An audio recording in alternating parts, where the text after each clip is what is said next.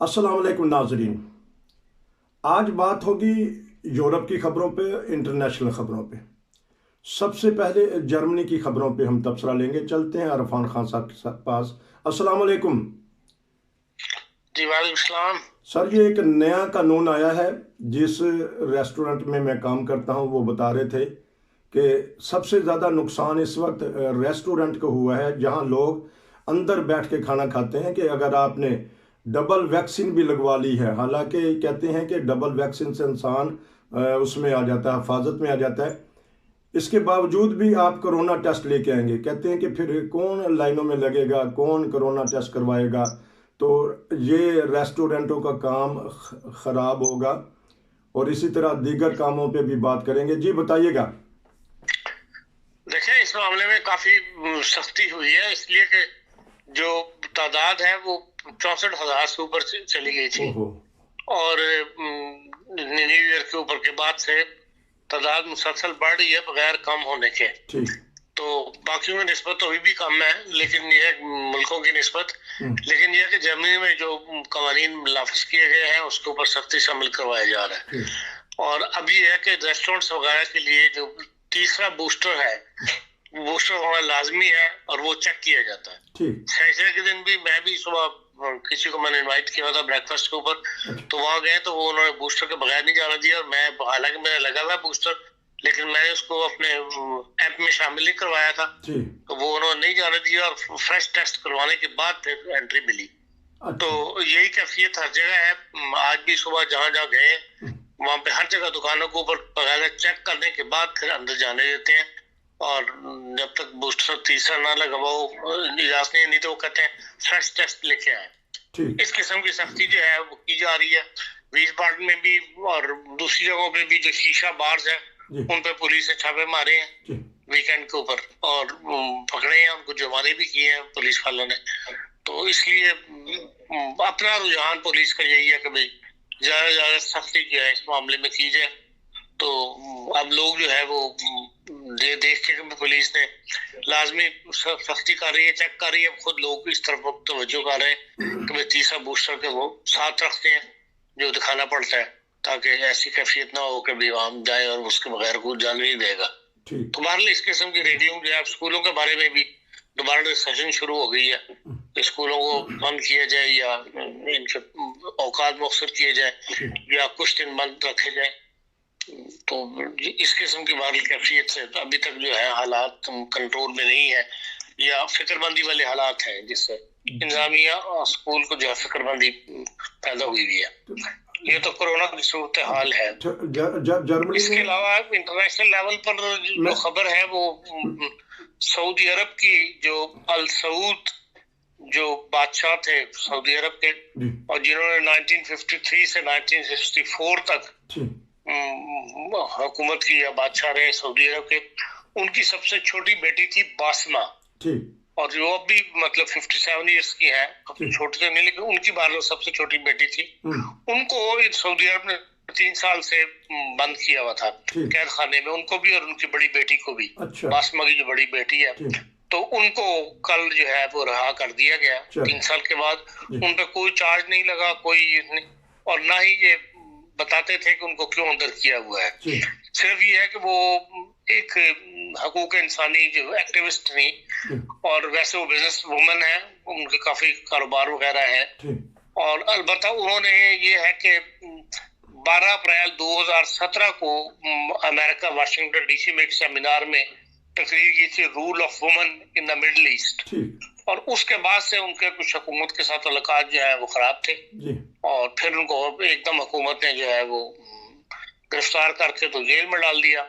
उनको और उनकी बेटी को। वो दोनों बाहर निकल रही थी, मुल्क से जा रही थी अपने मेडिकल चेकअप वगैरह के लिए, उनको एयरपोर्ट से गिरफ्तार कर लिया गया और उनको सीधा वहां पे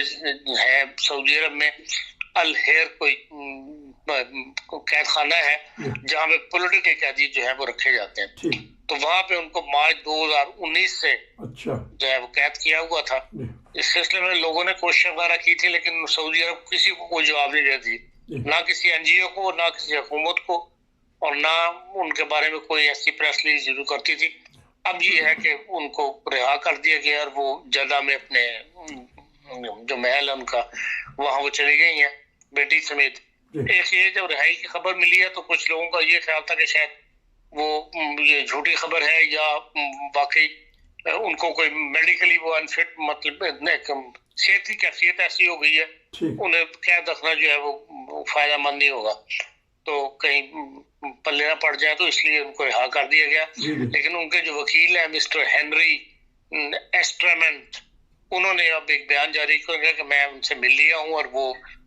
सेहतमंद है, ठीक है, और अब वो अभी उनके मेडिकल चेकअप वगैरह हो रहे होंगे और उसके बाद फिर वो पब्लिक लाइफ जो है वो अपनी शुरू कर सकेंगे।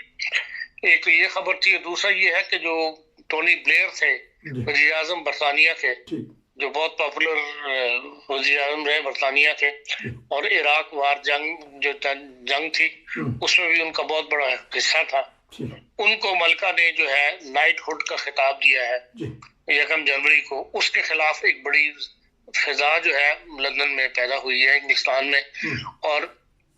बास मेंबरान लेबर के भी बास मेंबरान पार्लियामेंट है, उनके खिलाफ आवाज उठाई है कि एक शख्स जो कई सैकड़ों लोगों का इराक वार में लोग मारे गए और बाद में उसने जो है साबित ये हुआ कि जो कुछ इराक पे इल्जाम लगाए जा रहे थे वो गलत थे, और इल्जाम लगाने वालों में ये भी शामिल था टोनी ब्लेयर भी। और 2015 में CNN ने जब उनसे एक इंटरव्यू किया था उन्होंने तस्लीम किया था कि हमारे पास इंफॉर्मेशन गलत थी और उन्होंने माफी मांगी थी। फिर इसके अलावा 2016 में एक पब्लिक इंक्वायरी रिपोर्ट शाया हुई थी इराक के बारे में, उसमें भी टोनी ब्लेयर को पर बहुत ज्यादा इल्जामात लगे थे, और ऐसे शख्स को जिसने खून बहा इराक में, उसको नाइटहुड का खिताब देना जो है मलका के लिए ये इसके खिलाफ जो है पब्लिक बरतानिया की उठी है, और ऑनलाइन जो है उसके लिए दस्तखत इकट्ठे किए जा रहे हैं, और वो कहते हैं कि 1 मिलियन से ज्यादा दस्तखत लोगों ने जमा कर दिए हैं, जिसमें वज़ीर आज़म को मजबूर किया जा रहा है कि वो मलका से ये दरख्वास्त करें कि वो नाइटहुड का खिताब जो है बरतानिया से वापस लें, ऐसे टोनी ब्लेयर से वापस लें, और अगर वाकई ऐसा हो गया तो ये एक बहुत बड़ी बात होगी। इसके अलावा एक ये है कि भाई जो सऊदी जब लोग वहां से निकले हैं अफगानिस्तान से मारा मारी के अंदर, तो उसमें बहुत से बच्चे जो है मिसप्लेस हो गए थे, अपने वालिदैन से जुदा हो गए थे, तो उनको उसके लिए भी एक NGO जो है वो काम कर रही थी कि जो बच्चे अपने माँ वालिदैन से जुदा हुए हैं उनको उनके वालिदैन से मिला दिया जाए। उसके बारे में भी एक रिपोर्ट शाया हुई है कि काफी बच्चे जो है वो मिल गए हैं जिनको उनके वालिदैन तक उन्होंने पहुंचा दिया है। इसमें सबसे इंटरेस्टिंग ये था कि एक 2 माह का बच्चा था, इसके वालिदैन ने, जो बाप उसका जो था वो अमेरिकन एम्बेसी के अंदर सिक्योरिटी गार्ड था, तो उसने उस हबड़ तबड़ के अंदर वो बच्चा जो है वो दीवार के ऊपर से किसी अमेरिकन सोल्जर को पकड़ाया था, और अमेरिकन सोल्जर जो है उसने उस हबड़ तबड़ में बच्चा कहीं मिसप्लेस हो गया, उसने आगे पता नहीं किसको दिया होगा या कोई पहचान नहीं थी, बहरहाल वो माँ बाप से बच्चा जो था मिसप्लेस हो गया, लेकिन माँ बाप जो है वो अमेरिकन जहाज के अंदर या वाया जर्मनी जो है वो मिशिगन जो है वो पहुंच गए थे, और वो अपने बच्चे के लिए थे। उस बच्चे के बारे में अब एक NGO ने ढूंढ लिया है, वो बच्चा जमीन पे पड़ा हुआ रो रहा था, तो एक सिक्योरिटी गार्ड ने वो बच्चा उठा लिया था, तो 2 माह का बच्चा था, वो सिक्योरिटी गार्ड उसको घर ले गया, और NGO बाहर पीछे लगी हुई थी कि अब ये है कि उसका सुराग मिल गया, वो सिक्योरिटी गार्ड ने कबूल कर लिया, और वो बच्चा की तस्वीरें वगैरह खींच के उन्होंने माँ बाप को भी भेजी, और वो अब सिक्योरिटी गार्ड जो है वो बच्चा देने के लिए तैयार नहीं था, कि भाई मैं बच्चा जो है मैंने इसको 4 महीने पाला है और इसकी निगहदाश्त की है, तो मुझे सोच हो गया मैं बच्चा देने के लिए तैयार नहीं। वो बहरहाल बड़ी कोशिशों के बाद अब उससे सिक्योरिटी गार्ड से उसको पेमेंट करके तमाम उसका खर्चा अखराजात जो उसने उठाए थे और उसके ऊपर उसको इनाम में कुछ रकम दे के, तो वो आज कल उस बच्चे का जो दादा है वो भी काबुल में ही था, तो उसके हवाले जो है कर दिया गया, और ये बच्चा जो है अब मिशिगन अपने पेरेंट्स के पास मिशिगन भिजवा दिया जाएगा। ये भी बहरहाल एक इम्पोर्टेंट खबर थी जिसके लिए एक रिपोर्ट जो है वो आज शाया हुई है, और स्टिल अभी वो ऐसे बच्चे मौजूद हैं जिनके लिए वो ढूंढ रहे हैं जिनके वालिदैन को। جی جب بڑی زبردست آپ نے بات بتا دی کہ بچہ مانوس ہو چکا ہے، لیکن ماں کے پاس ہی بچہ چاہنا چاہیے، اپنے والدین کے پاس چاہنا چاہیے، لیکن اس پہ بھی تو ایک تبصرہ کر دیجیے گا، مری میں بچوں نے اپنی ماؤں کے ہاتھوں میں جان دے دی، ماں باپ بھی اس جہاں سے گئے، تو یہ اب تو سارے کہنے شروع ہو گئے کہ خدا را بزدار صاحب آپ چلے جائیے، نااہلی ہے شیخ رشید صاحب کی، عمران خان کی، تو اس بارے میں بھی اب تھوڑا سا تبصرہ کر دیجیے گا کہ 2-3 دن. دیکھیں اس میں دونوں طرف نااہلی ہے، ٹھیک، حکومت کی بھی نااہلی ہے جی کہ اس کے پاس انضامات موجود نہیں ہوتے، جب بھی کوئی ڈیزاسٹر آتا ہے ٹھیک ہمارے پاس اس کا انضام موجود نہیں ہوتے، ٹھیک لیکن جب ایک دن پہلے خود اناؤنسمنٹ ہوئی ہے حکومت کی طرف سے جی کہ آج رات مری میں طوفان آئے گا، لوگوں کو منع کیا حکومت نے کہ وہ مری کی طرف ٹریول نہ کریں، جی اس کے باوجود 1000 کاروں کا وہاں پہنچنا، اس رستے میں پھنس جانا، جی اس بات کی ہے کہ لوگوں نے اس اعلان کی پرواہ نہیں کی، جی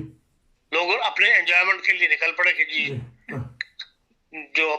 برف باری دیکھ لیں، جی جب حکومت اعلان کر رہی ہے اور آپ کو پتا ہے کہ پاکستان میں جب بھی کوئی ڈیزاسٹر آتا ہے ہمارے پاس نہ سامان پورا ہوتا ہے نہ کوئی، تو اس میں لوگوں کا بھی قصور ہے، جی خالی حکومت کے قصور نہیں ہے۔ ٹھیک ہاں حکومت یہ ہے کہ بھئی ہمارے پاس کیونکہ سال میں ایک نہیں 2 دفعہ برف پڑتی ہے، جی اس کے لیے حکومت اتنا سامان نہیں رکھا ہوا کہ اگر پورا شہر امٹ کے وہاں آ جائے تو وہ اس کو فوری طور پہ رستے صاف ہو جائے، یا جیسی یہ ان ممالک کے اندر جہاں پہ کہ ہر سال موسم سرما میں برف پڑتی ہے، یہاں کے انتظامات اور ہیں، اور جہاں کبھی کبھی برف پڑی ہو وہاں کے انتظامات بالکل اور ہوتے ہیں، اور پھر پاکستان جیسا ملک جس کے اندر کے جو کھانے پینے کے انتظام پورے نہیں ہوتے، کھانے پینے کے لیے ہسپتالوں میں جگہ نہیں ملتی، لوگ دنیا کو کوئی سسٹم جو ہے وہ پورے طور پر ایکویپمنٹ نہیں ہوتے، تو وہاں پہ یہ توقع رکھنا کہ وہ برفیں صاف کرنے کے لیے لوگوں کو محکمے جو ہے وہ ایکٹیو ہو گئے، یہ ممکن نہیں ہے، تو اس میں حکومت کا بھی قصور ہے اور لوگوں کا بھی قصور ہے۔ بھارت جو حکومت کو پاس اطلاع ملی ہے، بعض